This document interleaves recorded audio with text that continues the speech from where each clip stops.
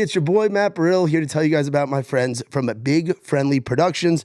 Now, they specialize in creating merchandise for bands, artists, and even lifestyle brands. With their in-house equipment, they can provide shirts, branded hats, and more, as well as some graphic design services. They offer order fulfillment to handle your online orders and ship your merch straight to your fans from their shop down in good old Birmingham, Alabama, baby. Now, whether you are getting your first shirt, you're just starting out, or you're going on a 40-show run, hit them up for all your merchandising needs. Check out their website, bigfriendlyproductions.com, or shoot them an email, merchandising@bigfriendlyproductions.com. Now, we're going to get into the episode. This is Outside the Round with Matt Burrill. Also, make sure you guys like, rate, subscribe, tell your mama and them. And for more details and to get in touch with the rest of the familia, visit raisrowdy.com. Now, let's get into it. Outside the Round with me, Matt Burrill, a Raise Rowdy podcast.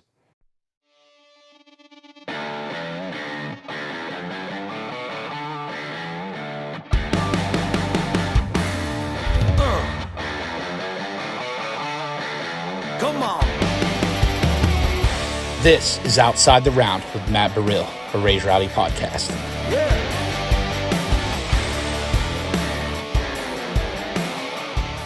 Well, what is going on, everybody? Welcome back to Outside the Round with me, Matt Burrill. Today, a very special guest, a guy that we actually did a big takeover for his latest released song, and he's a good buddy of ours, and got in the bond with him throughout town for a while. A big proud member of our Seagull fam, right? Yes, sir. We got our boy Jordan Gray in the house. Jordan, What's how you doing? What's going on, man? Good, brother. Can't complain, man. How's your week been going? It's been good, man. We've been starting to try to roll out some of this this new music and kind of switching gears into an artistry kind of thing. So it's been good, man. Just busy with that. We shot some footage for some upcoming things we're hoping to release for the end of the year too, which we're really excited about too. So and writing, man, just stay writing too, man. So but it's been pretty busy but good, man. I'm excited to be here, man. Thank you for having me. Hey, man. I like the shoes, bro. Thank you, bro. I like the fucking kicks. Thank you, bro. I just actually copped these, crazy enough. Where do you go to? Are you a StockX guy, or where do you go to get your shoes, or do you go to places in town where you got to physically touch them before you buy them and throw some dough on them? Man, bro, honestly, I'm not a shoe geek or whatever they call it, the sneakerhead kind of. Yeah. I'm not anything like that. I do love good sneakers, and I just kind of like putting fits together and stuff like that. I just caught these from Finish Line, crazy enough. At the mall. Perfect. Yeah, crazy enough. Honestly, I mean, I'll just kind of poke my head in places and see. I was kind of actually in a rush. I was putting a fit together for this video we shot on Monday, Tuesday. And I needed something with a little bit of brown and some stuff in it too. So I was just kind of looking around the mall. I went to like Finish Line. I went to Champs. I went to what was the other place? Foot Locker. I've been to a couple different places, and then I randomly came across these, and I was like, I don't know. I honestly didn't like them when I first saw them. Honest to God, I didn't like them. I was like, it's a little too much. I was like, I don't know if they'll go, but they did go with the shirt that I had planned out. So I was like, all right, I'll see what it is. I ended up copping them, putting them together. Actually, I do like them. I mean, I love Forces in general. Yeah.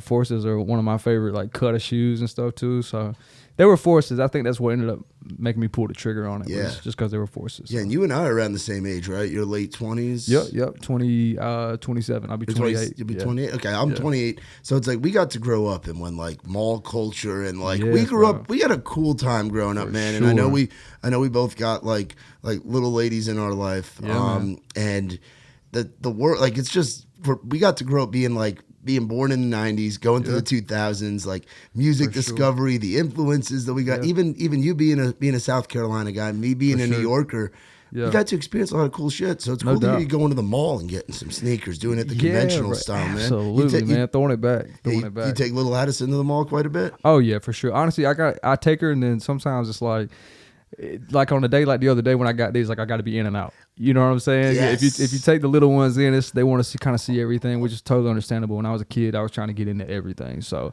but when we do go, I mean, she's always wanting to pop in here and there, see this, see that. So, And then there's those little rides where you got to like keep quarters on you. I guess yes, a lot of them now, not a lot of them now have like where you can just scan your card. They got sure. smart. They're like, we're gonna get more than 25 cents out of these guys. I'm not gonna lie, I had to break her heart the last time we went to the mall because we went and she wanted to get one of the little cars that you push them in, like the little carts kind of thing. Oh yeah. And bro, I was just me being the cheapskate bum that I am. I looked at it and I was like, $10. I was like, bro, you are tripping. I was like, I'm not paying $10 for this, baby. I was like, I'll carry you if you want me to. I was like, I can get you on my shoulders, whatever. So I ended up carrying around my shoulders through the mall and all this kind of stuff too. But one day, if I got the spare change or something for $10 on these little cars, I'll probably cop one for it for sure. But no, it was funny, man. But yeah, she does. She likes those little things for sure. But honestly, some of that stuff is it's just dirty as hell too. So Right? like, The you want malls to try are to get away from the it. malls so. are dirty. Trampoline parks and For shit, sure, bro. for sure. Oh, she loves the trampoline park. Dude, that's that is a smart thing to learn. But taking a little one, take them to the trampoline, sure. and then their nap time comes easy, bro. Easy, bro. Nap Wear them time out. Got to wear them out, Yeah. man. So how long have you been out here in Nashville now? Because you were coming out here, you were taking trips out here for a while, right? And started doing the music thing back home in Carolina. For sure. So I was commuting from 2014 and 15 from South Carolina into 2016, and I put a lot of miles on a car in those couple years, just coming back and forth. And a lot of people would say, man, you need to move here, but honestly, at the time, I was so successful doing what I was doing from South Carolina that I was like, I don't know if there's any reason for me to be here. You know what I mean? So, and that was a big leap for me at that time as well. I mean, it was very different for me. I had moved around a lot in South Carolina. I had lived in Charleston and Columbia, Lexington, every kind of the mid-state stuff, a little bit of upstate stuff too.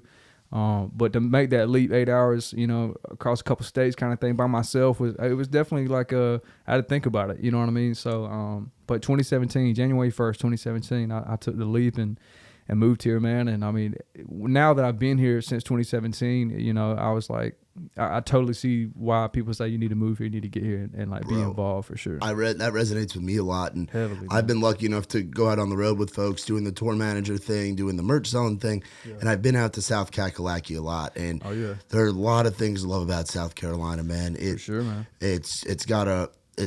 There's tons of stuff to do. You've got mountains, you've got beach, you've got cities, you've got two of the greatest college towns in the country. For sure.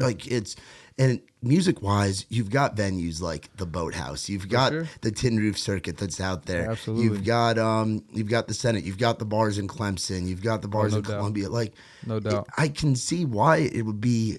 Why would I leave this place? For sure. I mean, honestly, for me, it was like, I don't know, man. It's just, I guess for me personally, it was always that for my artistry and for what I really wanted to do. I was the crazy kid in school that I always thought I could be, the biggest thing, all that, I wanted to be a rock star. I want to do these things and like just, I mean, life happens and then, reality sets in and things like that. But for whatever reason, I always still had this itch in the back of my brain that was like, I feel like what I have to bring to the table, I could do it on, further and way more. For me, it was like South Carolina just kind of had like almost like a barrier though. Yeah. It's like if I just played those areas and those places, for eternity, I'm just gonna kind of get stuck in that cycle. So that's why that move here, was headed. But you're right, man. It's like so many good reps though. Like a lot of up and coming guys and dudes from their individual towns as well. I mean, there's so many good places to get good reps like the Boathouse and I had this little tiny club in my hometown actually where I met a lot of dudes I still know to this day,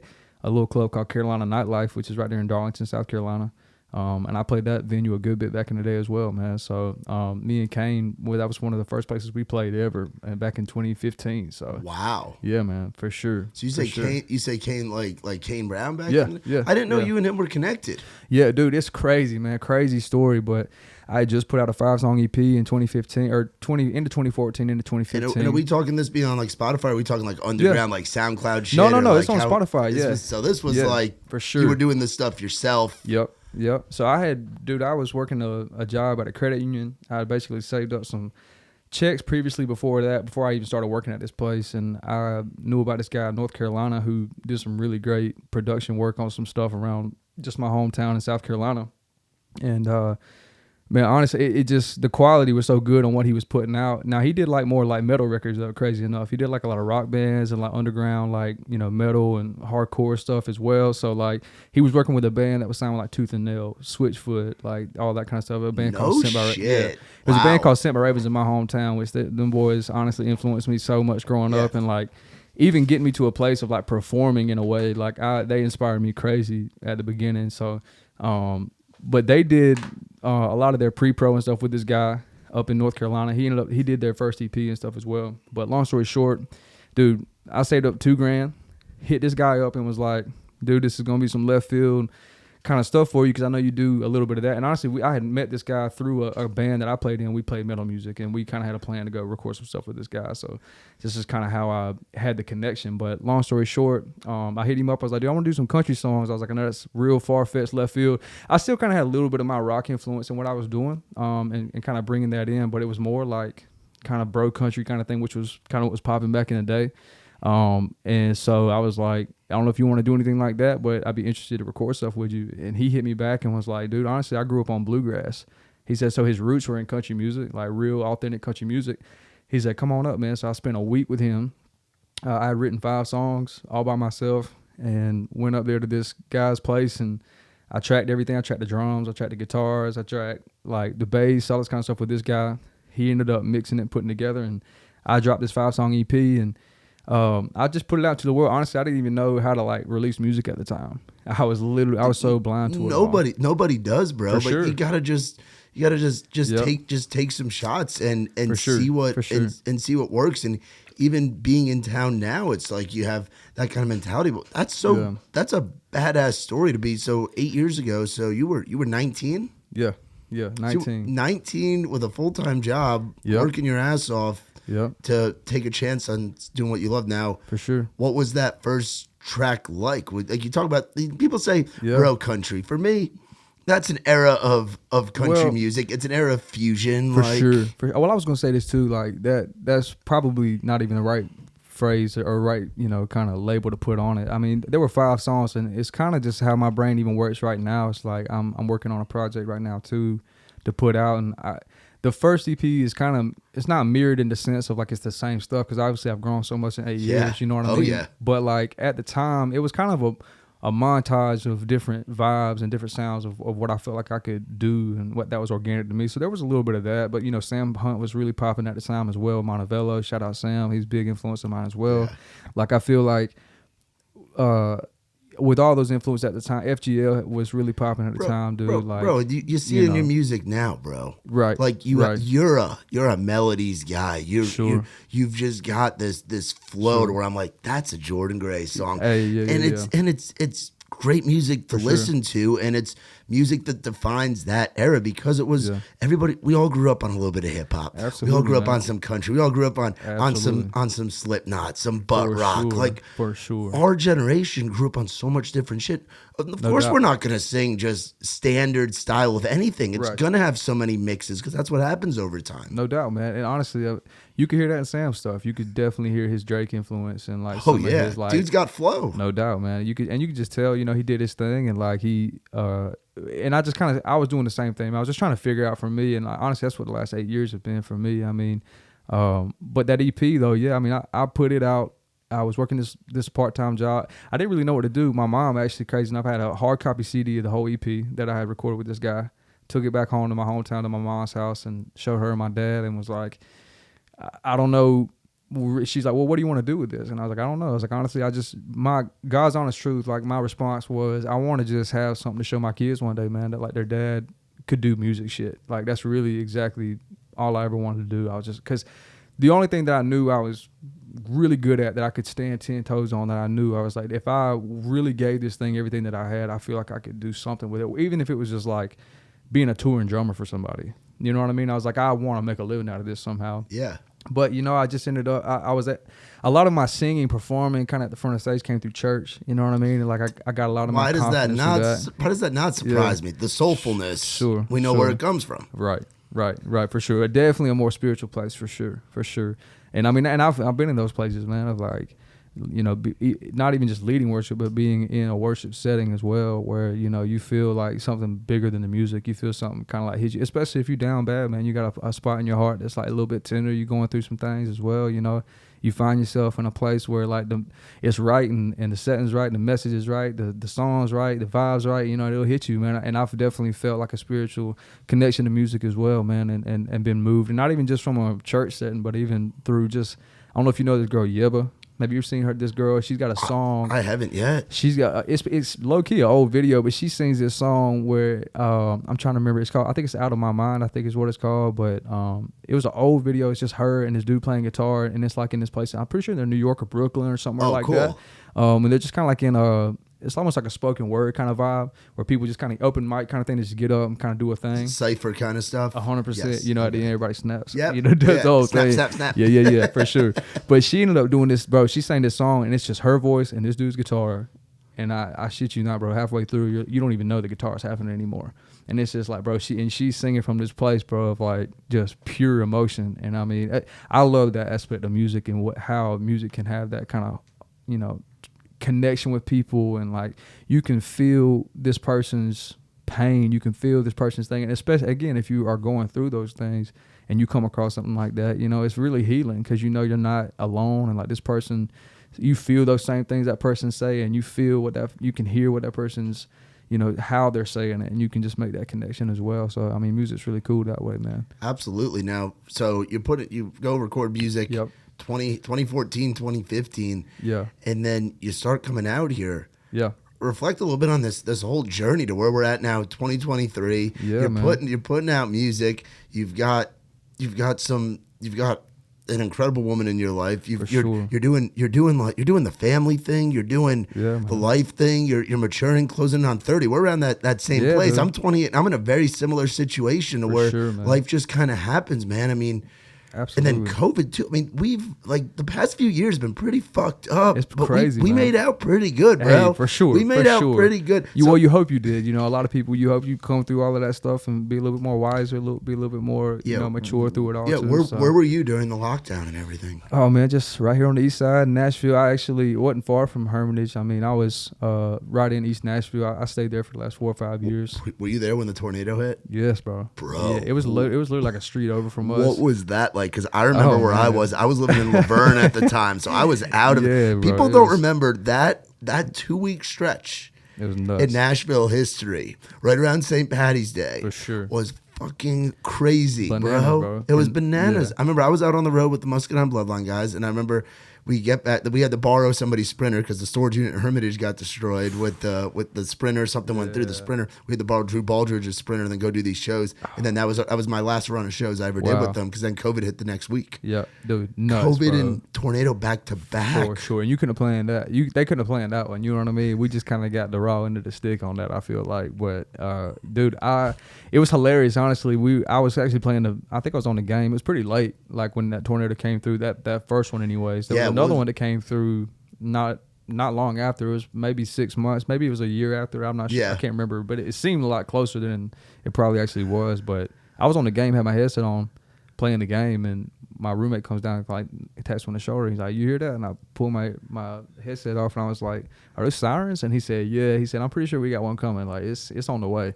So I remember like taking my headset, just shutting it all down, getting on my phone, like turning the TV on, just trying to see what's going on. And by the time I could get the TV on, I could hear the lady say, like, "It's coming towards Inglewood." I was like, "Oh shit!" Like it was on our heads, bro. And I remember we got this back door right out of our kitchen. And I just walked out there, and it was super eerie, bro. Like zombie apocalypse kind of thing. I was like, "Oh, this is about to get weird, dude. This is about to get crazy." And then it was dead silent. And then it was chaos. You know what I'm saying? The wind, you couldn't see out the back glass of the door. I had to like slam the door shut because the wind was blowing so hard. And I was like, "Oh, it's on us, man." I was like, "This is crazy." Honest to God, I've never been that scared for my life about anything, bro. I really hadn't. When I was like, "Oh, this could be it right here. This could be a wrap." I mean, we could. Who knows, bro? We could all not have anything tomorrow. Like, you know, it's crazy. But it ended up hitting like the street behind it because it came through 5 points. Oh yeah, because it nailed the basement east. It nailed. Yeah, I was out there. I was out there those following days, and we were getting through debris and lending a hand, man. Yeah, like, bro, for sure. I had a few buddies of mine too, like borrowing chainsaws and stuff like that, getting out, trying to get out there and help some things too, man. But it was wild, bro. It's a very wild time. Wild time. That was crazy. So you like the east side? You like being in East Nash? For sure, man. We actually just recently moved. We went a little further east. I like East Nashville for sure, but I felt like for a family situation, not to say that East Nashville's bad. I mean, we had a lot of great families around us with kids and everything. It is a great place if you're a musician, though, and you're looking to really get the feel of Nashville. Yeah. It reminds me of back home, like in Brooklyn. Oh, I feel that. It reminds me of like Brooklyn, or I'm sure you guys have it in certain cities in the Carolinas, for sure, like Raleigh or Charlotte, where you just have this like artsy thing going on. Right. I was gonna say it's definitely more North Carolina than South Carolina, because South Carolina, honestly, not maybe Charleston. Charleston's definitely probably a little more artsier. I mean, they got some of the history down there, cobblestone. Like it's got a crazy aesthetic to it. You know what I mean? But when I don't know. I think for me, South Carolina, having that in my blood, and like East Nashville, I don't know. It could be a little weird too if you're not used to it. Oh you yeah, know what I'm dude. saying? Oh, culture shock for sure. Wow, you take a country boy or a country girl and put them in East Nashville. Like, where am I? This ain't the home of country like, music. You look around, you see the Jetsons everywhere. Like you're just like, what's going on, bro? A lot of straight cuts and stuff. You pop over to Lakeside Lounge or go over to Duke's at 2 in the morning for a sandwich. Lounge. I like Lakeside a lot because it's a vibe. Feels like I'm in a time machine. Feels like I'm in Roadhouse. I'm in Roadhouse or an old or an old Paul Newman movie. You know, like Slapshot or something like one of like that 70s 80s vibe. Yeah, what's the dude in Roadhouse? What was his name? That's Patrick Swayze. Yeah. I feel like he's gonna walk in at any moment in time. Yeah. You know what I mean? But that's the same thing. Like the Lakeside Lounge. I mean, it's a real cool spot. I go during the day normally. Like I might pop in on a Saturday, like during the day, get a cold beer, play some pool, just kind of hang out. But even as a nighttime spot, I mean, even the East Nashvillians that we were just talking about, they wander in and everything. You see some of the more hipster kind of style kind of thing. That everybody is somebody because they dress. You were talking about Fitz earlier, right? You're like, this guy's got to be, but it's just Joe Schmo hipster in East Nashville. For sure, no doubt, exactly. You see a lot of crazy stuff, bro. Honestly, Halloween was crazy around that time period as well. Bro, trick or treating as a kid in East Nashville has got to be a vibe, dude. Bro, Honestly, as a kid, the new spot we just got in Laverne, we're in this little subdivision. Oh, dude, you're in Laverne. That's where I used to live down in Laverne. I know Laverne. Dude, I love it, man. It's a good little spot, man. But where we're at, it's a nice little neighborhood, and it seems like it'll be a cool spot for Addison for sure. Yeah. Dude, it's dope for her too, man. We got an ice cream truck.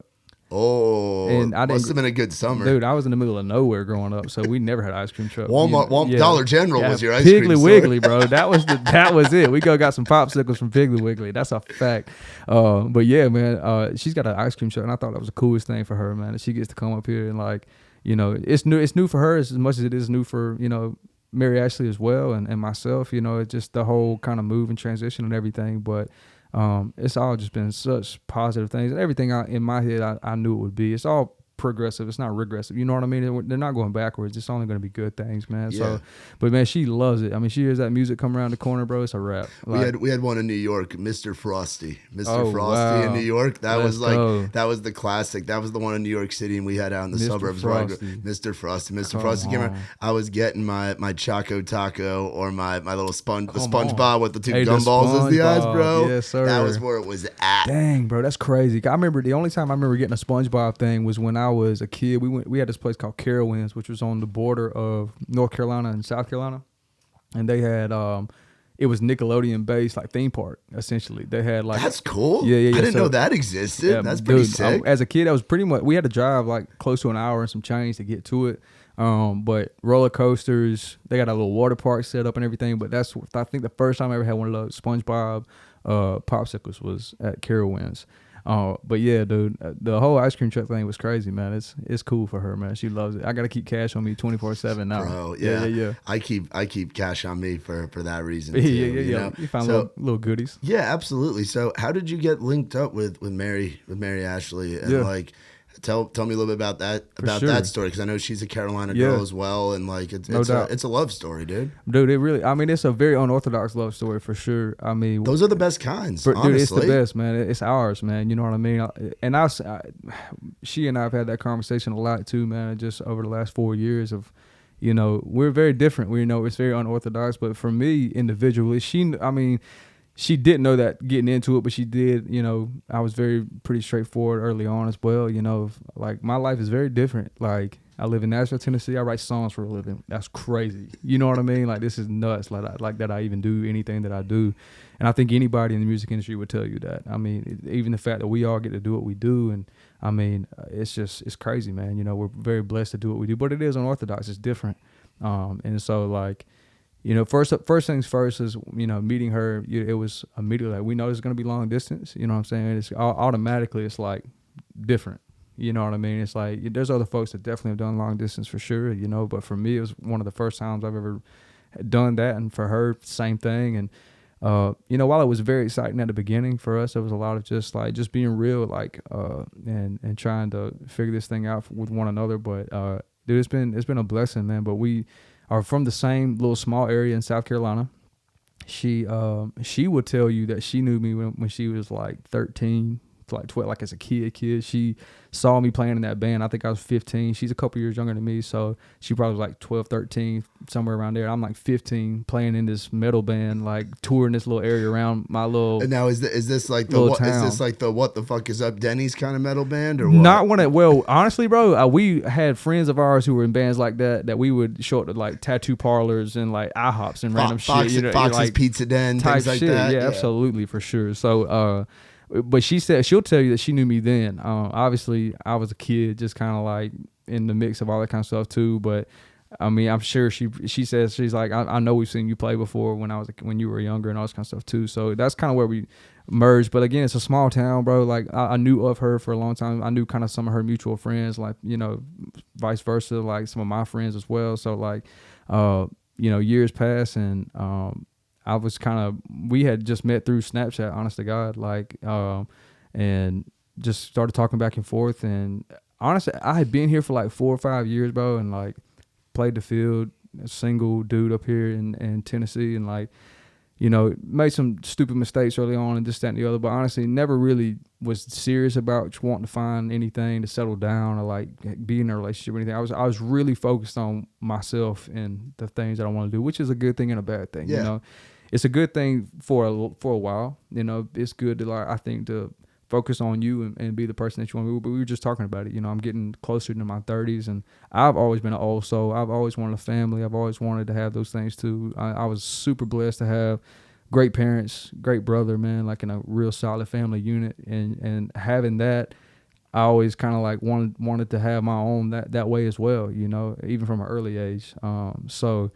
We when we connected, it was immediate, and again, no shade on anybody here. It was just having that touch of home, man. Like her understanding the things that I grew up on, her understanding even just the subtle things. Like we got a Chinese place at the mall where we're from that, like, if you're not from there, you don't know anything about it, but they stack up the food on the plate. You know what I'm saying? It's subtle things like that that she knows all these little things, man, and we can relate, and like we love to talk about it and all that kind of stuff too. And but yeah, man, it was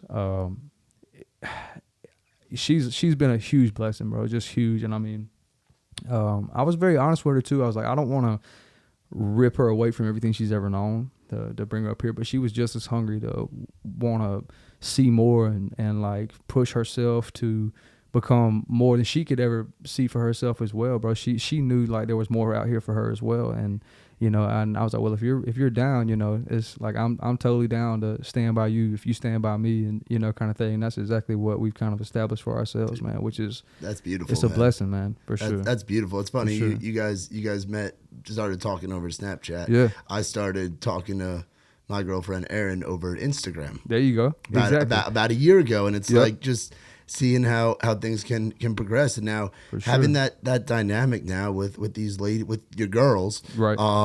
Have you felt like your writing has changed a little bit now, like having a different perspective on life, dude? Because I feel like my life perspective has changed over the last year. Yeah, no doubt. I mean, honestly, it's been crazy, man. I mean, at the beginning of our relationship, we both were. It was new for both of us, man. We both had similar previous relationships that didn't end necessarily the greatest, and and I had some years to kind of get through that for myself, and kind of like figure out all the things I needed to figure out through that for myself. I spent some years doing that, and so again, by the time I had met Mary Ashley, I was like, man, I think for the first time I'm actually ready to kind of pursue something. I don't have any sort of like. Well, I say that she'll tell you otherwise, I'm sure, but yeah, for me, I mean, at least for the most part, I was like, I think I'm at least ready to be serious if I do end up finding that person that I like.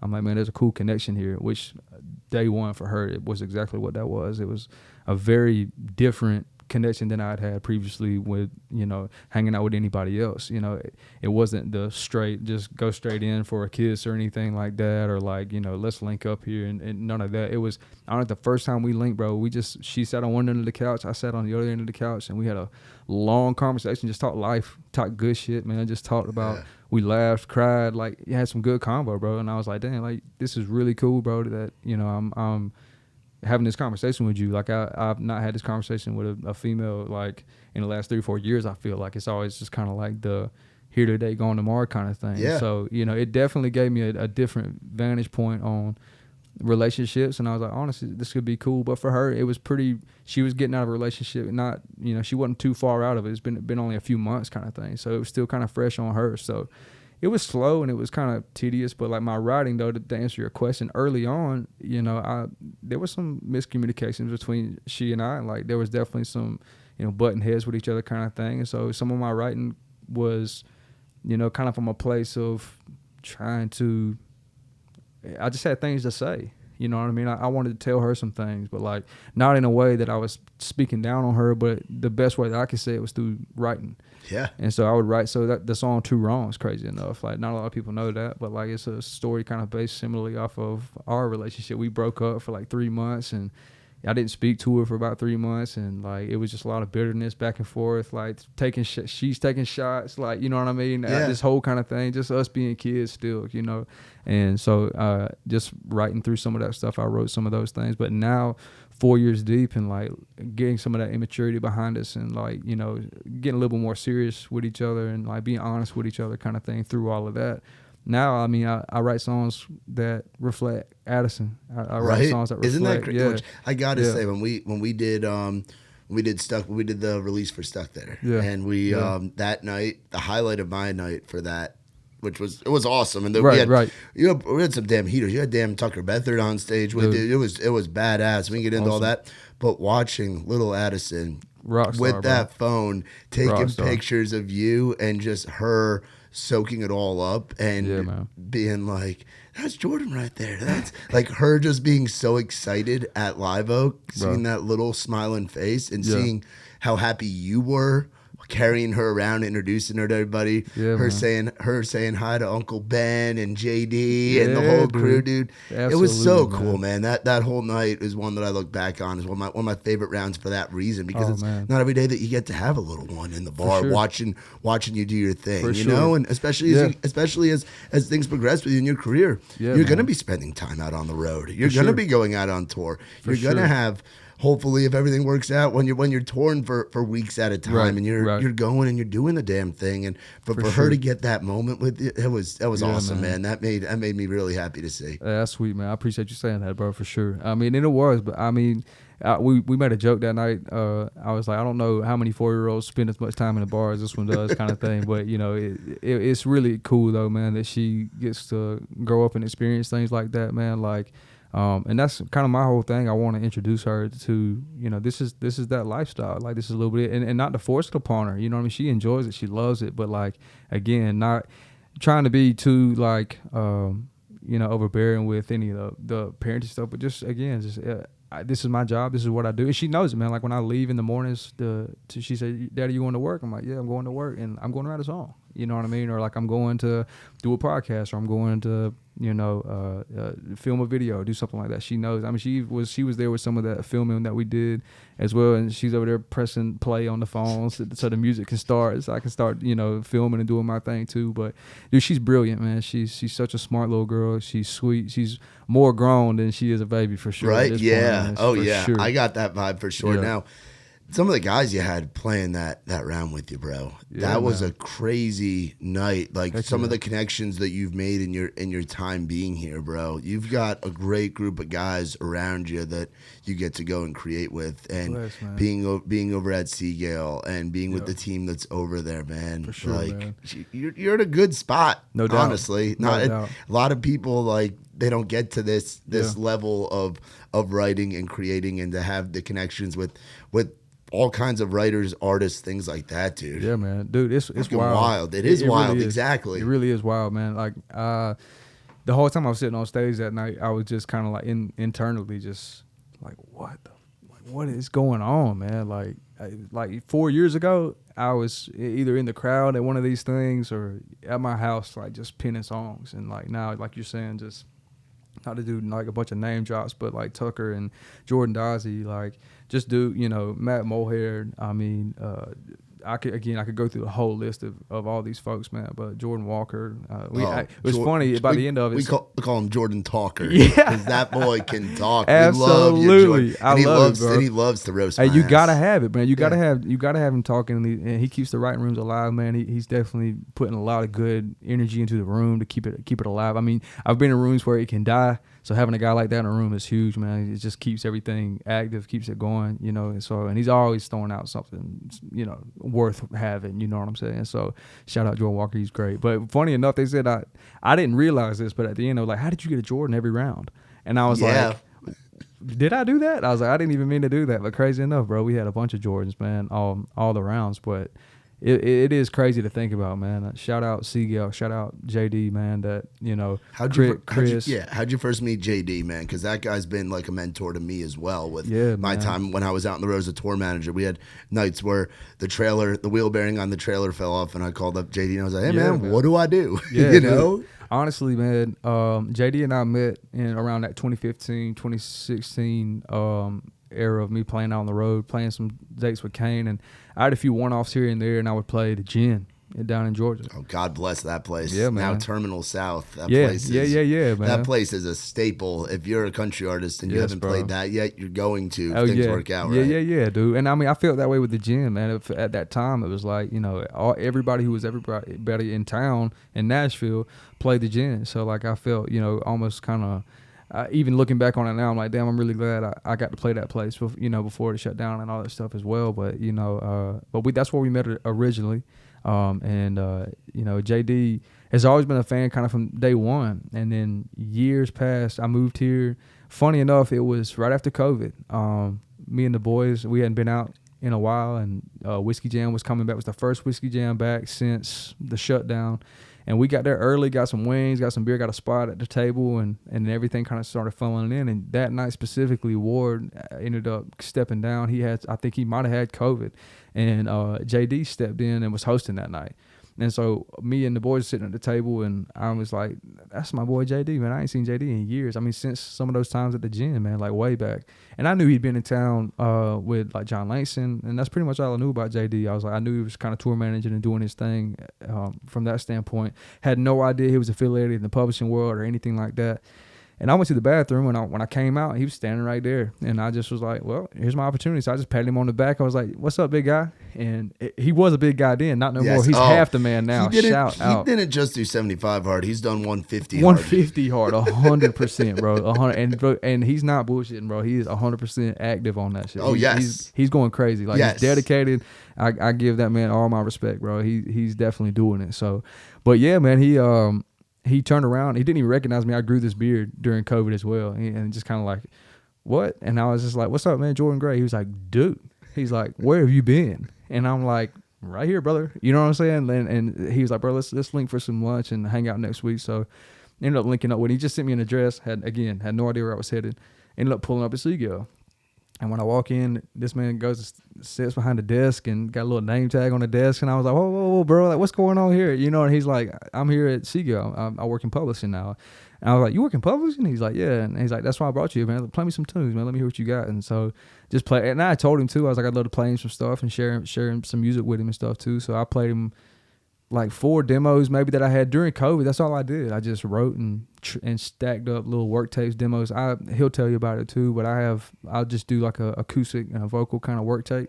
Just something clean you can listen to, that's not a voicemail on your phone kind of thing. Yes, yeah. Just something clean where you can write out. It might not have all different elements to it, but it's just something clean of what we wrote. So me and my boy Nate, shout out Nate as well. We wrote a bunch of songs during COVID. This is Nate. Yeah, Nate Jones. Yeah, bro. Yeah. Bro. Bar spitting Nate, man. Love that guy. Yeah, bro. Same. Love his music. Same, dude. He's talented out of the wazoo, yes. bro. No doubt. But me and him wrote a bunch of songs, and I just done these little work tapes, and I was playing them for JD. I got through about 4 of them, and he was like, bro, send me all of those. And I was like, all right. So I sent them to him, and I shit you not, bro, that next Monday I got a call from JD. He said, hey, Chris Dubois is going to call you. They're going to offer you a publishing deal. And I was like, it had been like a week. And I was like, damn. I was like, are you serious? He's like, yeah, right on the spot kind of thing. Apparently he had gone in with those demos I sent him and went to their creative meeting that they had and played it for him. And what he tells me is that they didn't get through about 2 of them. And Chris was like, I don't know who this kid is, where he's at, what he's doing. Get him on the line. Let's offer him a pub deal. And it happened pretty fast. It was like a couple months went by. We were in long form. So it was pretty rapid. Again, right after COVID and everything. It was just at a good time for me. I was really, I felt like, again, all the time I'd spent writing and really finding my niche. All those little work takes I was cutting during COVID, I was every time I listened back, I was so excited. I was like, man, these songs are great. I mean, I say that now about songs I write 3 years now deep into the pub deal, and it's like, but then too, I was like, I'm ready, man. I'm ready to get in these rooms and offer what I can, man. So shout out JD, Chris, the whole team over at Seagull who believed in me, and they still do, man, like crazy. And that's who gets me in the rooms with those guys, man. Yeah. You know what I mean? So that's a good team over there, bro. It is, man. That is quality people, bro. Really good team. And at that point, I mean, you had been in the music game for a minute, and you had gone through COVID, and you kept grinding in the way that you could. Yeah, man. So to have that moment happen, and it just came from you and the boys being at Whiskey Jam and popping out of the bathroom, patting him on the back. For sure, bro. And during that COVID time too, shout out my boy JT. We filmed a bunch of videos, and he ended up getting like some editing software on his Mac and just chopping up some videos for me too. And we just doing all that we can during COVID while we can't play shows, can't do anything like that, and really couldn't go do a whole bunch socially. So we just kind of did what we could right where we were, man. Just trying to stay active and keep doing what we're doing to be prepared for that when everything did let up. You know what I mean? Which we were. At one point, we weren't really hopeful, but at kind of latter and all of that, we were like, okay, this thing might finally let up. We can get up out of here and kind of move on with our lives, kind of thing. And so I was just glad that we kept hustling during that time to be able to kind of have that stuff stacked up and ready to go for that opportunity, man. Absolutely. Now, when you're not doing music and you're not spending time with your ladies, what are you out doing? Because I know we saw you on the golf course this week. Yeah. Out there at that Old Hickory, dude. No doubt. Felt like we were out in Scotland, dude. Bro. It was awesome, man. Weather. Oh, bro. I mean, that course is freaking beautiful. Beautiful course. I love the course, man. But yeah, cold, muggy. Bro, that rain. Nasty. I was lucky. We were under the tent. We were at hole 5, and we were the party tent over there. Boy. Honest to God, y'all were lit. We were cigars. Y'all was on 10. We were cigars, and we had Cole's. I forget the name of it, but we had Cole's like moonshine over there. Yeah, that's right. Yeah. I can't remember the name of it. We were like, hey guys, come over to hole 5. Raise Rowdy and moonshine and cigars, and here's a hat. And people, we definitely held up the pace of play a little bit because people were just coming and kicking it at our tent and just. Well, they would do it. They were holding up the pace of play on their own self, so it ain't on y'all. But, no, we enjoyed it. But it was fun, man. It was super fun. We had our speaker going, playing some tunes. How'd you play? Pretty decent, man. Like, I mean, as a unit, everybody's playing best ball kind of thing. But I mean, we definitely, as a unit, we were scrambling a little bit. But between the 4 of us, man, we definitely had some good gameplay. I had some great shots, more better shots than I thought I was gonna have. Honestly, I love playing golf, man. It's such a fun little thing to do. I used to go back home a good bit when me and Mary Ashley were still long distance, and I would play with my boys back home every time. You're a South Carolina guy. Golf is in your DNA. Yeah. Well, honestly, shout out my uncle, man, when I was a kid, and also my cousin Derek, man. He's amazing, bro. He's a really strong golfer. And he played, like, he was one of the guys in our family, that was his bag. That's what he did. Kind of the same way I was with music. Like, if you caught me as a kid, I might be at baseball. I might play baseball or do some, play some sports with some friends from school or whatever. But 9 times out of 10, I was probably home playing my drums, playing guitar, playing out in the yard or doing something. Just keeping my mind active, doing my own thing. Derek was always taking swings, man, doing his thing. And so between him and then and his dad, my uncle, and then my other uncle as well, he was a strong golfer. He got me one of my first set of clubs when I was really young, like in middle school. I tried to get on like a golf team, like a little summer situation kind of thing, and just play. But I'm so scatterbrained as a person. Like, I can never stay with one thing. See, I did the golf team in high school, and it was great. I was what they call an alternate. So nice. my score didn't really matter in the match. And where Sweet. I grew up, we played all those bougie country clubs that my Yeah, family yeah. couldn't afford it outside of New York City. There you go. So I got to do 9 holes on all these fancy courses. Dude, I that's played one of the rad. Trump courses up there, do all this cool stuff. And my score would count for like 3 matches. I'd be Wow. so I'd get the varsity letter. I was like one of Heck the few yeah. guys that would do football in the fall and That's do golf in fire. the spring. And it That's was fun, man. fire. I just got to play golf on tax dollars. It was it was That's- pretty cool. That's hilarious. It That's was great, pretty man. cool. Honestly, funny story too. Talking about getting a letter. I did get a letter when I was, I think, a freshman or sophomore. I was just playing baseball at my school. But I bounced around from schools as well. I ended up graduating from a public school right there in my hometown, Lamar High School, and I academically, bro, trash. I was not academic guy at all. And again, not strict. My brain was always on some other things. You an moving. ADHD guy as well? For sure, that's bro. Me. That's me. For sure. I'm for always sure. tapping and Me like, too, dude. doing, Fidget spinner. Yes, bro. Play with the canisters. Absolutely. Do this, do that. For sure. I'm always just like, my hands are always moving. I'm always, just twitching my foot kind of Yep, thing, all that kind of stuff. Same. So school was just never my bag. But I remember somebody told me like, hey, if you give blood each quarter, like between like your junior year and your senior year, they'll give you a red cord. They're red cord around your gown when you graduate. And so I was like, well, I don't want to be naked, bro. When I get my gown, I was like, boy, I gave blood every time they had it. I was like, I'll give it all, bro. Just give me that red cord, so I just don't look like a lame when I'm going across the stage. What's your blood type? Do you Oh, I remember? think it's O positive. Okay, so you got that good stuff. Yeah, that's good. I was Yeah, I was yeah. AB positive. Okay, word. So Yeah. that's another one. I did that a lot in college, and I would do the plasma or Yeah. whatever. Yeah. Do that little bit of extra, get them little snacks, eat them bugles, get that extra, Absolutely, get that orange juice. Yeah, you know, yeah, I that's did a lot funny. of that stuff. So Absolutely. Did you do the college thing at all, or did you just do the music? You go right into music. I did one semester of college straight out of high school. I did, and I didn't show up at all. What school were you at? It was a little technical college in my hometown. Okay. My mom, she, again, just because school wasn't my strong suit, I was going to have to basically retake all of my, like, high school courses or whatever it was that I had to do. So, like, my first year of college was just basically redoing high school one more time. And my mom was like, Jordan, I just want you to go try it. Like, please, just for me. Like, try school. My brother had gone to school. He loved it. My brother was a great, school person, good in academics, For me, though, it just wasn't for me. But she was like, please go, just try it for me. So, okay. So I went, and I skipped most days. My buddy would pick me up. He had an FJ, and he would pick me up. We go back to his crib and play GTA. GTA 5 had just dropped at the time. Bro. We played GTA 5 every One of day. the best games ever. For sure. By the end of that first semester, we had I still hadn't chosen like a major or anything. And so we had to go meet with like the quote unquote guidance counselor or whoever at the time. And they were like, all right, Jordan, so you got to pick something, and they, at this point, they had laid it all out for my mom. Like, he had been showing up for class, like all this kind of stuff. And my mom, just being my mom, just kind of just like, okay, Jordan, like, what do you want to do? And I was like, is there a music course? And she was like, he's like, well, we have like an arts program. No. I'm like, I don't want to paint pictures.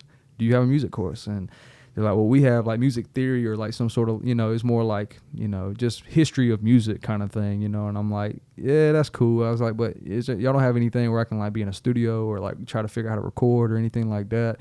They're like, nah, we don't have anything like that. And we couldn't afford Belmont. I didn't have the academics to go to Belmont or any other school or music school for that matter either. So I just said, honestly, Mom, I'm done. I was like, I want to move down to Charleston. My brother was in college in Charleston. I was like, just let me move down there and let me play some shows and stuff. I'll get a job. I'll figure it out. Just kind of let me do my thing. And I had written 2 of the 5 songs on that 5-song EP I put out in 2015 while I was living in Charleston, just bumming it with my brother. And then I ended up getting a room situation in a house full of homies too. And crazy enough, I learned more about music during this kind of wave right after that than I, I've learned a lot now, obviously, but one of my roommates at the time, his name's Kendrick, and the other roommate, his name was Sam. He was a drummer. I mean, Sam taught me a whole lot about just drums and things because I was a drummer. I mean, that was what I loved to do growing up. And so just being able to be around that guy, learn from him. Kendrick had gone to Juilliard for piano. Oh, wow. And he was incredible. I mean, new theory. I mean, it was just, dude, I remember we would play bar gigs down in Charleston, these little bars, and I played drums for Kendrick when Sam couldn't fill in, or I would fill in for Sam when he couldn't play. And Kendrick would play Superstitious. And when he would play it, he played the bass line with his left hand. He'd play the chords with his right hand. Oh, boy. And sing the whole song. And so that whole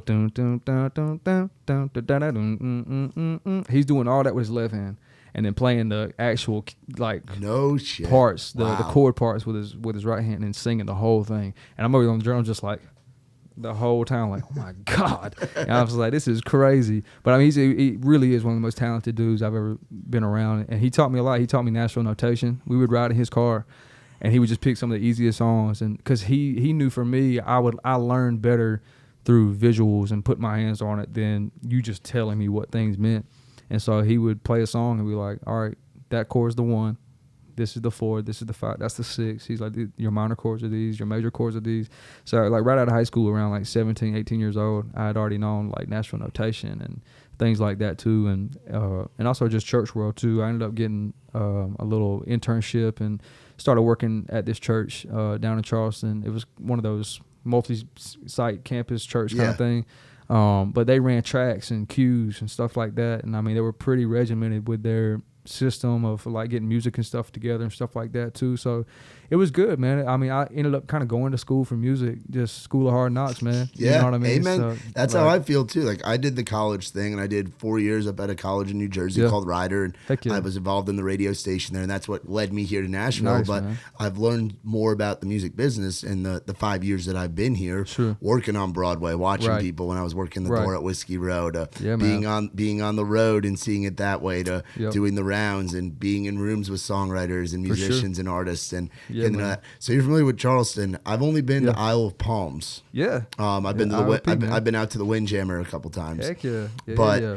I'm Erin, my girlfriend, is from Goose Creek originally, Oh, heck and yeah. That's where our house was Yep. Goose So Creek. we're gonna be going out there for Thanksgiving. Heck yeah, Where are man. some places in Charleston, if somebody like me, for Yankee boy right here who's never been there? Where's some good spots in Charleston to go? It's been some years, man. Like, I'm sure there's a bunch of new places. My brother still lives, him and his wife live in Somerville, which is right outside of Goose Creek, still in Charleston and stuff too. But I would have to ask my brother, bro. Honestly, I mean, when I was there, they did this thing called Restaurant Week, and so, which I don't think it'll be during Thanksgiving, but you can go basically down and get like a 5-star meal that would normally be like $200 for like half the price, essentially. Also go to like Halls or something like that. Halls, yeah, my brother loves Halls. Now, my brother did bet me a Halls steak dinner that I've played these songs on this project for my brother, and he's told me like track 5, the last track on the project, he said that'll be the one that goes for you. And I'm like, all right, let's raise the stakes. He said, literally, like a Hall steak dinner. And I was like, if that's the one that blows, or if that's the one that catches real fire, I was like, cool. I was like, I'll buy you a steak dinner. I was like, if it doesn't, you buy me one. So I got a Hall steak dinner on the line for sure. That's a great spot. But another place, 82 Queen, which I don't know if it's still there or not. I'm not 100% sure, but they got some of the best crab biscuit I've ever had in my life. I love it. But again, that's just me. I don't know a whole lot.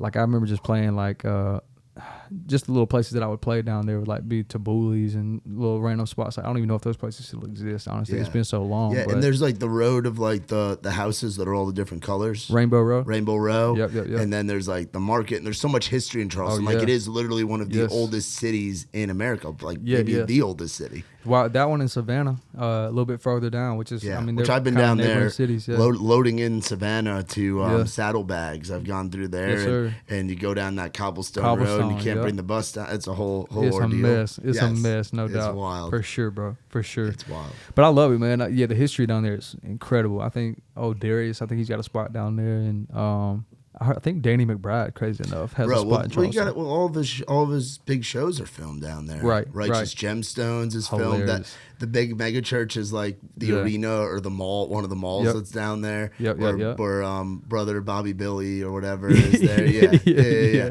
That is crazy. Whatever man. his name is, Uncle Brother Bobby Billy, whatever the hell. Aaron's gonna roast me for getting that. I can name just hear, all I can hear is John Goodman saying it. That's all. Yes. That's yeah, all. yeah, It's so funny. And He's then one all of the funniest and dudes then ever. all the Eastbound and Down stuff's Oh down my there gosh, too, yeah. which is great. Crazy. So man. what have you got? So we've got stuck there out right now. What do people got to look forward to? You've been promoting this promoting this project being in the tank and been grinding, man. writing these songs for a while, and now gonna have a new project out. Yep. 8 years after that first one you put out. So Yes, man. when can we be expecting some shit? Dude, so we got another one in the chamber right now. We're looking to fire off in the next 4 to 6 weeks or so, and I think we're gonna drop another single. And then you know how the music industry dies out. You know what I mean? Kind of towards the end of November, into December, kind of thing. Take a big Christmas break. Everybody in takes a break. Southern And break. Hey, tradition, yes. everybody puts too much work in throughout the year to not do that. So Yeah. but yeah, taking a little break, and I think at the turn of the year we'll drop the whole project. But the next single is called "You I Knew." It was a 2-way between me and the boy Bobby Pinson. Shout out Bobby. Oh yeah, Bro. And it is the most non-Bobby Pinson song you'll ever hear. Wow. Hey, It was great. Give me your favorite Bobby Pinson story. Oh man, We've all got a lot of Bobby Pinson stories. I got some. I got a few that come to mind. The funniest one for me, honestly, was the first time me and Bobby met, and it was actually, I think, in this right. I mean, growing up around all my uncles, grandpa, stuff like that, you know, everybody pretty much straight shooters, you know, and they're always taking jabs and joking with you kind of thing. And that's why me and Bobby connected that way pretty fast, just because he reminded me a lot of just kind of people I grew up around, just real quick, real witty, and just kind of hit you with a stinger kind of thing. And he hit me with one, and I hit him right back with one. And when I hit him right back with one, he didn't even look up from the paper. He just said, "Hey man, I don't need no." He said, "Hey buddy, I don't need no help being a dick," or something like that. And it was the funniest shit ever, dude. I laughed, but it was like, then that's where we'll draw the line. It was like, you know what I'm saying? And I was just being a youngin' kind of thing too. That was the first time we met. But since then, bro, Bobby's been such a huge supporter and believer in me as well. And again, just talking about being blessed and just, you know, just, man, I can't believe, you know, I'm even saying what I'm saying right now. You know what I mean? It's like, it's cool that people like Bobby, who are such, you know, strong writers and hit songwriters in town, you know, he likes what I do, and vice versa, man. Like, that's why that song is so cool to me too, that we're putting out, is because I say that it's the most non-Bobby Pinson song. It's just because when you hear it, you'll be like, Bobby Pinson wrote this? But lyrically though, Bobby's so strong, man. And that's kind of how we wrote that song. It was, you know, Bobby was pretty straight, you know, he knew exactly what he wanted. He was like, I'm gonna do me, you do you. You know what I mean? I was like, cool. And he ended up throwing this thing out, and he's like, all right, how would you do this? You know what I mean? And like, just kind of vice versa, man. And I'm asking him, like, would you say this or would you do it like that? You know? And he's like, you just do it like you do it like that. And I went home and demoed it out and sent it back, and it turned out to be one of my favorite songs that I had written, you know, up to that point. It still is one of my favorite songs. It's a really cool song, and I think it fits perfectly. The follow-up Stuck There is kind of that same vibe a little bit.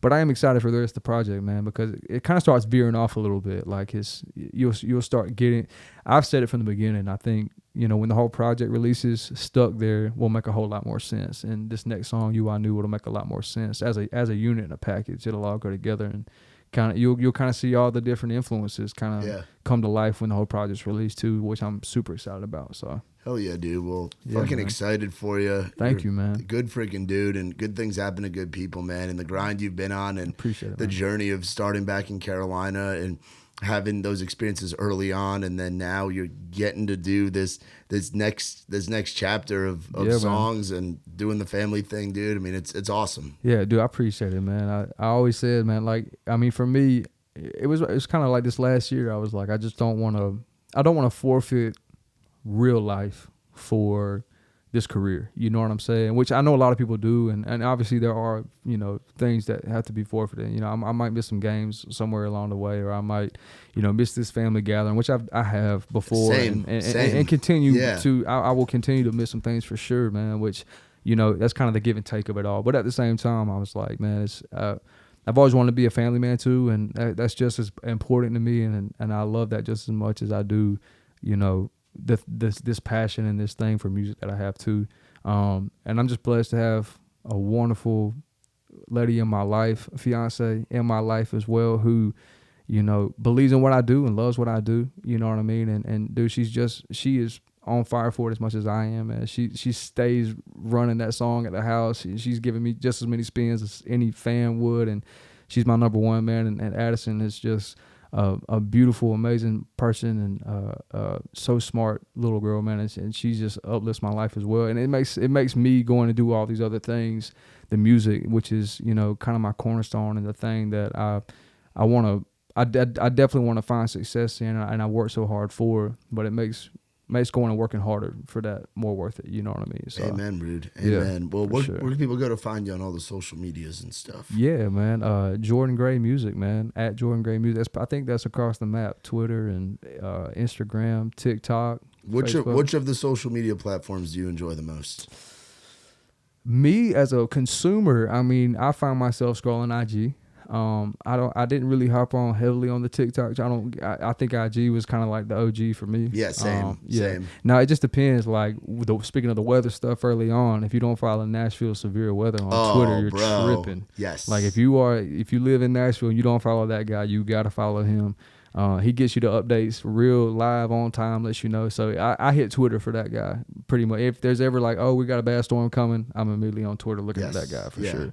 Or if I'm looking for some real data or something like that I'm trying to look for, I might go to Twitter. So, but yeah, it's mostly that. And then Facebook, shout out Facebook Market. I hit Facebook Market a good bit, bro. What's been your best steal on Dude, Facebook Market? That truck sitting out front, bro. Really? No doubt. Yep. That's You been got the that best on one. Facebook Marketplace? I did, bro. I scoured everything because I wasn't looking for a brand new truck anyways. I wanted that year model truck because that's just one of my favorite shapes of a Silverado. And so I was just kind of looking around, but I scoured the internet for years, man, looking for a truck, and just spending 80 grand, 50 grand, 40, even 40 something on a truck is just wild, bro. You know what I'm saying? I got places back at home where you can find one for, I mean, it's going to be a mom and pop kind of place kind of thing, but you can find one for, 30s and maybe even in 20s. But it's a little bit older year model truck, a little bit higher miles too, but yeah, I got it for a crazy steal, man. But I randomly was scrolling down Facebook Market and I saw this truck and I was like, dang, bro, there's no way that thing's that pretty to be that old, to have that many miles. So I linked up with the guy and checked it out in person and drove it around, and dude, it's immaculate. It's in such good shape, and I was like, yep. I think this is gonna be the one right here. So I ended up scooping that thing off Facebook Market too. So.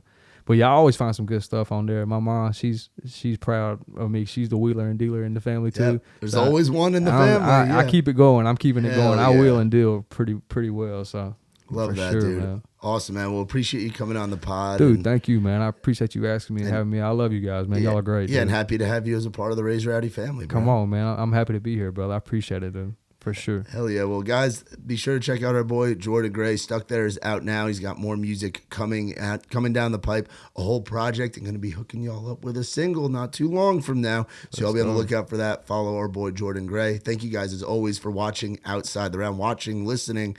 Like, rate, subscribe, follow, tell your mama and them, and shout out, of course, to our friends Whale Tail Media, Big Friendly Productions, Saxman Studios, our boy Mitch Wallace with The Digital Marketing Agency. You want to find out more about us, go to raisedrowdy.com. We'll see y'all next time. This has been Outside the Round.